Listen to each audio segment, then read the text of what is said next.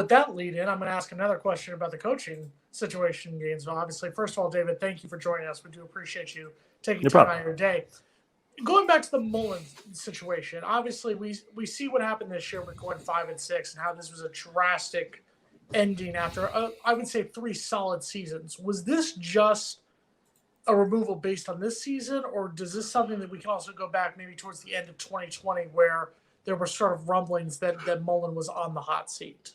I think as far as on-field play goes, I think you can go back to 2020 and the LSU game and the shoe toss and how Florida lost that game a week before the SEC championship game. You had a college football playoff spot on the line there the week before you go play Alabama. Now, granted, you probably go lose to Alabama anyway, but you still put yourself in that position. And you go lose to LSU.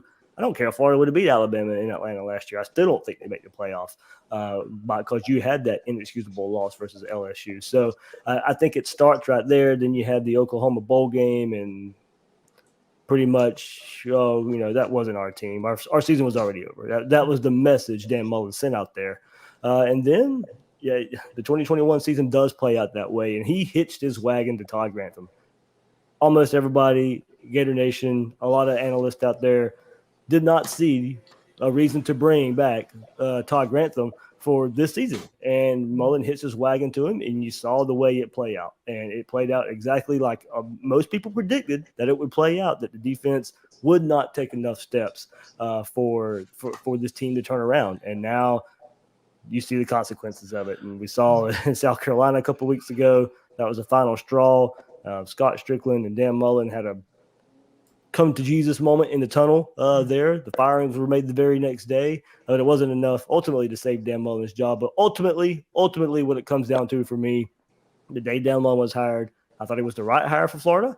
But I always had that question: could he recruit at the level needed to beat consistently or compete consistently with Georgia and Alabama in the SEC, LSU, Texas A&M, Auburn, all those programs that can recruit at that level? Could he do it consistently? And I think he dug himself a hole with recruiting. And I don't think the way recruiting was looking that he was going to be able to dig himself out. I think Scott Strickland saw that as well. And I just think the trend, the trend of the direction, mostly because of recruiting, was not very positive in the light of turning this thing around. There's a lot of people out there who probably think Florida takes a step back. Maybe Florida State has a better shot going up against the interim coach this time. In this game, obviously, there's been a lot of interim coaches in this battle back and forth over the last 3 or 4 seasons between Florida State and Florida. What is Greg Knox going to tell that team coming in as that interim coach? What do you think is going to be his message to those guys, especially with the way Florida has gone down of late and Florida State is kind of taking more of an upswing of late? What do you think Greg Knox's message will be to that team?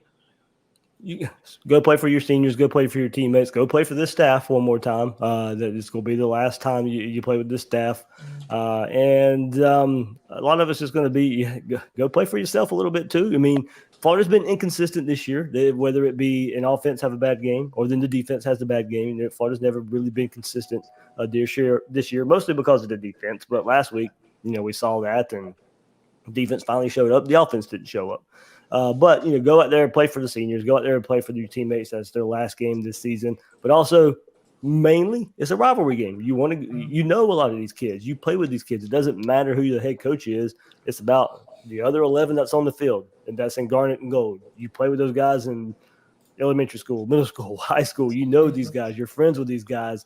Or maybe you don't like these guys. You want to go beat them. And that this has to be the message. And Greg Knox said that yesterday. The message this week still is rivalry. And look, we missed this game last year. Florida State didn't get to play last year because of the pandemic and COVID. So a lot of these guys will be having their first action in this game who didn't get to play in the game before. And that's another part of this I think you can throw out there is a lot of these guys, no matter the coach, this is their first chance of playing in this big rivalry game.